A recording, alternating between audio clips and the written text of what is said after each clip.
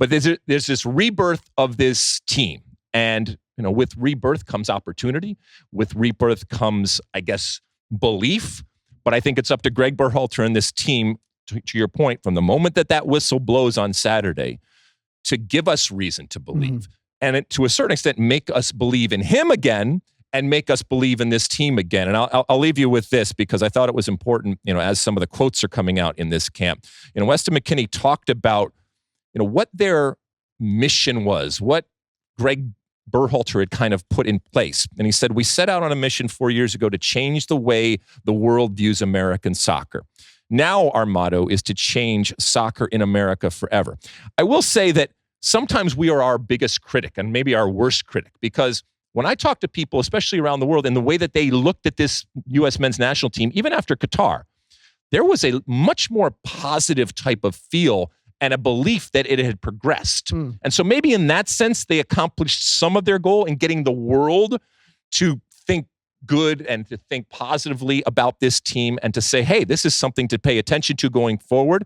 Now I think they have to change soccer in America forever, and they have the opportunity to do it in 2026 here in their backyard. So I was actually going to ask you that, just quickly on that quote there. Do you feel, and it sounds like you maybe do, because that was Greg's bulletin board quote when he first took over, was we are setting out to change the way that American soccer is perceived, because on paper, they achieved what most teams have achieved in the past. Round of 16, out. Do you think it's because of the way that they did it, and maybe there's enough spark there and the style and the potential of the team that people are thinking that, wow, okay, this team had, was it the England game? Was it, what was it? I think it is directly related to, one, the depth of talent. So it's not that we haven't had players that have been good in the past. I don't think we've had this many players. So that's number one. Number two, the age, the youth of this talent, that everybody recognized that, hey, we're throwing teenagers out there and they are holding their own. Are they the finished product? Absolutely not. But, you combine those things, I think that that's where a lot of the belief, and I think the fair type of assessment of this comes from. And you're extrapolating it out and you're saying, all right, this is what they are right now, but think of what they could be in 2026. And this was always, I think, going to be about 2026, even though me and many others said, hey, you can't look past 2022.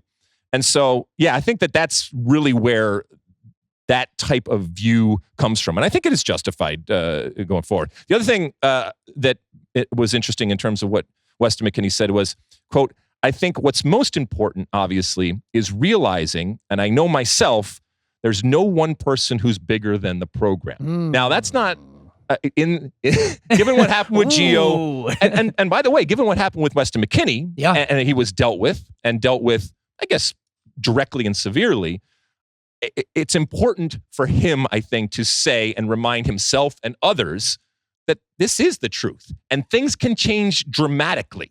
And whether it's a Gio Reyna type of situation, even a Matt Turner coming along, it might not even be because of behavior or anything that you've done off the field. It might just be you're not bringing it on the field, and somebody else is going to take your place. And back to your point about why this team, I think, deserves a second look and a belief with that depth of talent. There's a whole new crew that is coming up and saying, hey, I want to be there, and knocking on that door. And so you better bring it, even if your name is, Weston McKennie or anybody else. And that's a good thing to have a big player say that. I'm 100% with you. And I think this is a product of an environment that has been created over 4 years by Greg Berhalter and by these players themselves, by holding accountability. And I'm slightly in jest joking that, that's a shot at Gio Reyna. I think it's a shot at everybody, as you said, that, hey, look, in order for this team, the United States men's national team, to achieve what they want to do in 2026, which whether that's quarterfinals, semifinals, and beyond for this team,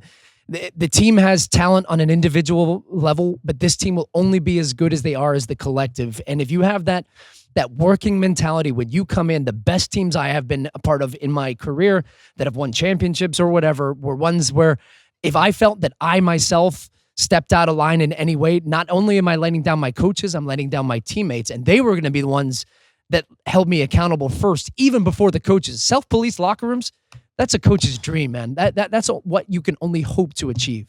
You like that clip? Well, my State of the Union podcast drops every week. Subscribe now on Apple Podcasts, Spotify, or wherever you get your podcasts.